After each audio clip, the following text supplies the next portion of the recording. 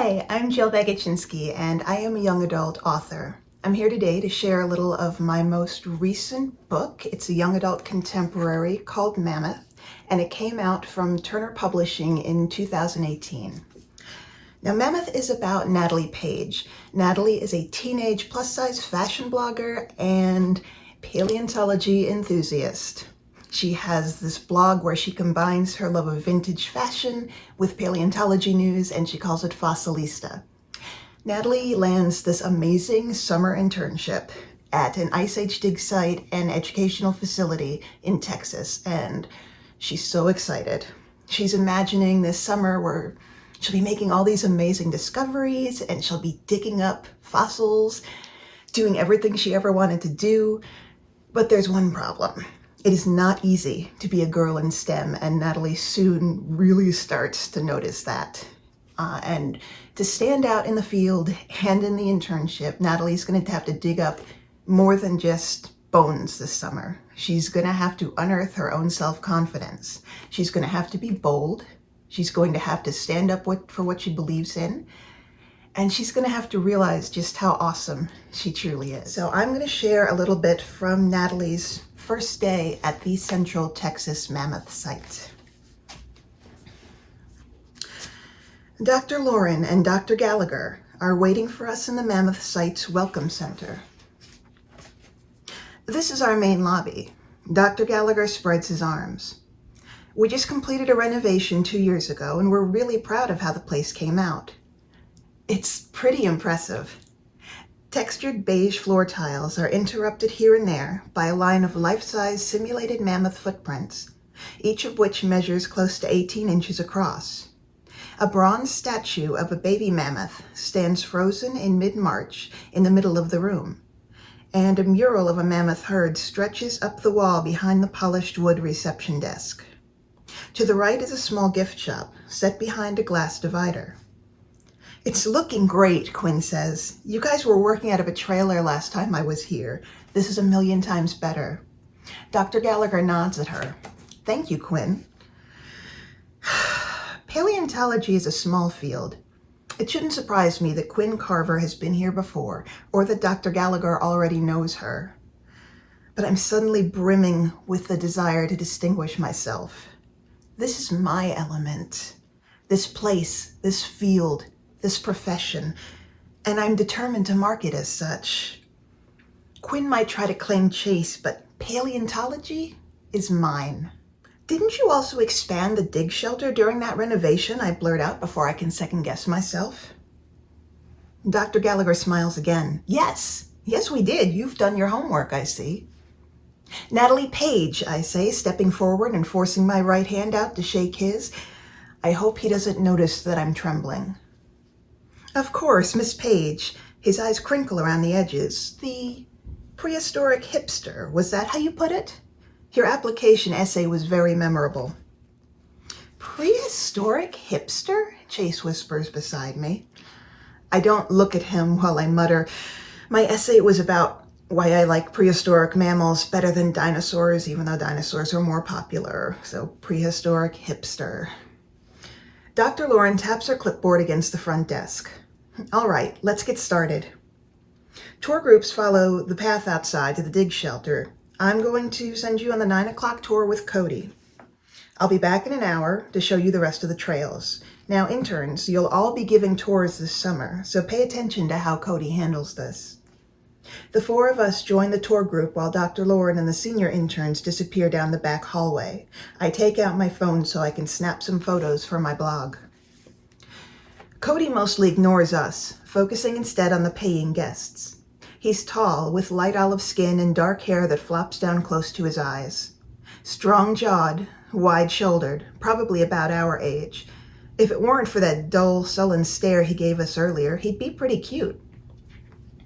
"Welcome to the Central Texas Mammoth site," he begins, pulling his vowels in the slight drawl of a local boy. "The site has been active since the discovery of our first mammoth back in 1982. It opened to the public as an in situ dig site in 2006. What that means is that you'll be able to observe some of our fossils still in the ground. That section of our bone bed has been preserved for educational purposes. Everyone ready to head down and take a look? We follow Cody outside. He walks us along the path, pausing a few times to recite more of his tour. Ahead of me, a boy of maybe 8 tugs on his dad's arm. You said there were dinosaurs here. We're on our way to see them now, the man answers. Dinosaurs? Mammoths aren't dinosaurs. I bite my tongue. Finally, we reach the dig shelter. We shuffle inside, onto the walkway above the bone bed, and suddenly I'm 6 years old again, spotting the extra big Ferris wheel at the fair, or the castle at Disney World. Because here they are, the bones, the fossils. They spread out below, jutting from the rust-colored Texas soil beneath the shelter's raised walkway. These are mammoths. Mammoths, not polished and patched and wired together in museums, not casts or replicas perfectly displayed, but raw and reaching and real. Each is a jagged mystery, a hint, a shattered puzzle piece whispering details of an ancient death. The walkway, bordered by chest-high plexiglass, surrounds much of the bone bed, bridging over its center, allowing guests to observe active digging while remaining safely overhead. There's no chance of curious tourists trampling fragile bones. The bed itself is empty of diggers. Work has not yet begun for the day. We gather around Cody in a semicircle. Most of these bones are from a single nursery herd, he says. The remains you see here are of 4 cows, 3 calves, and a juvenile bull. Dad, the little boy pipes up again. Are these the only dinosaurs? I guess so, his dad answers. Sorry, buddy. I thought this was more like a museum with the bones all put back together. My mouth opens before I can stop it. Excuse me. First of all, they're mammoths, not dinosaurs. Second, you can see fossils in museums anywhere. This is much better. You get to see how it looks when the bones are first uncovered. I wave a hand down toward the bone bed. I mean, isn't that cool? Don't you want to be down there digging? The boy considers this and stares at his dad again. Do we get to dig down there? The man looks at me, the same question in his eyes. Is he kidding? It takes a lot of training to excavate without damaging the fossils, Cody cuts in. I'm afraid we can only allow our employees and interns into the bone bed.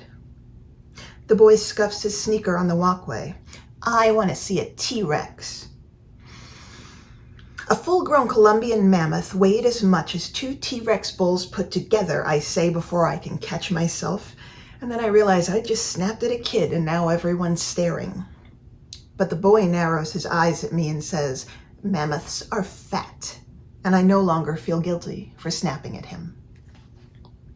Cody regains control of the tour, explaining more about the bones below. As he talks, several sight diggers make their way into the bone bed, their steps slow and deliberate, tools and plastic buckets in their hands.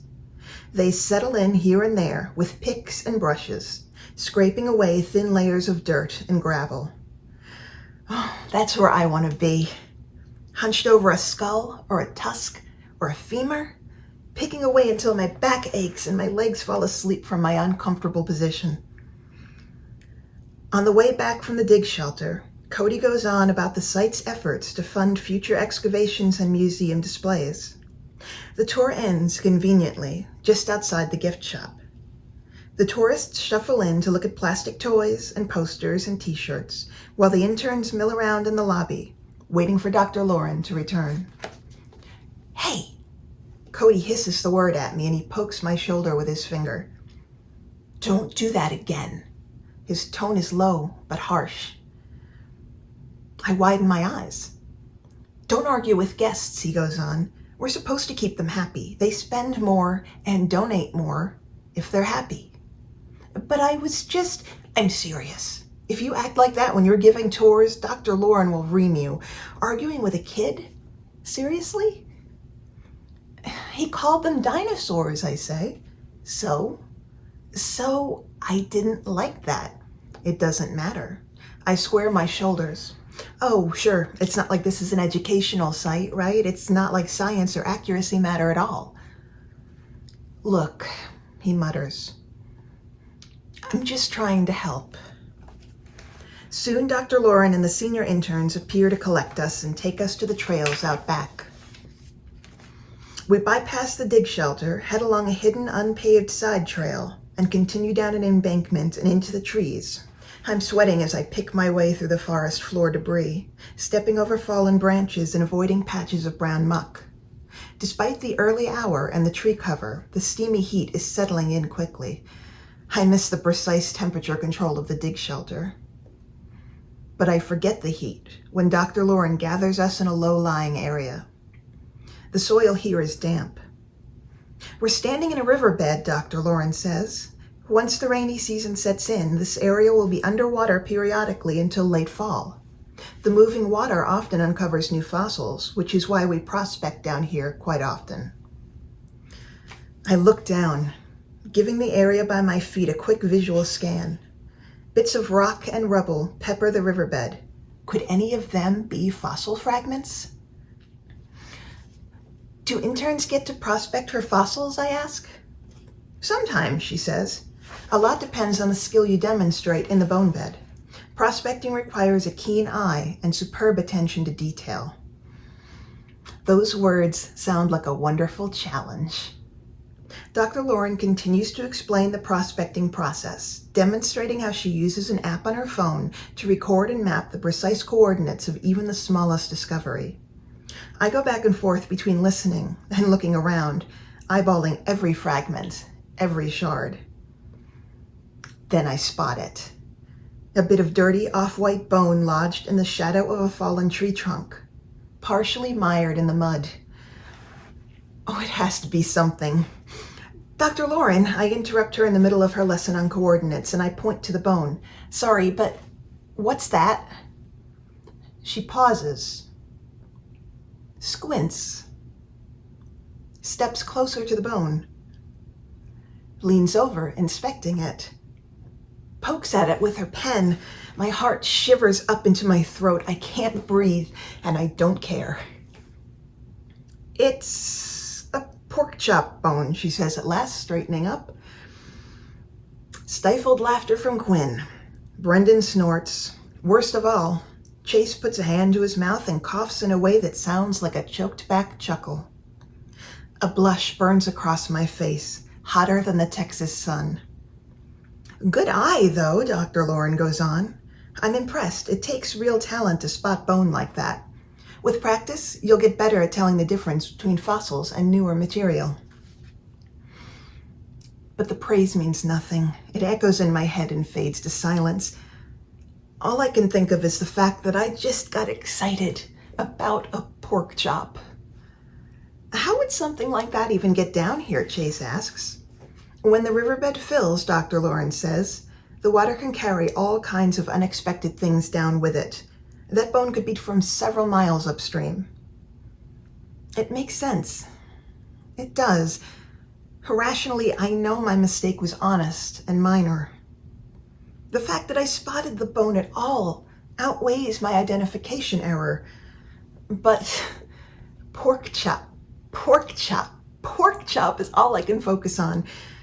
If the river were to flood right now and drag me off like a forgotten pork chop bone, I would be okay with that.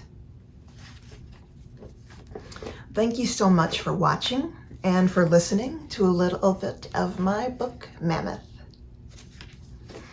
Happy reading. Take care. Bye. Thank you so much for watching. Be sure to like and subscribe to Gotham Reads for more of your favorite children's books read aloud daily.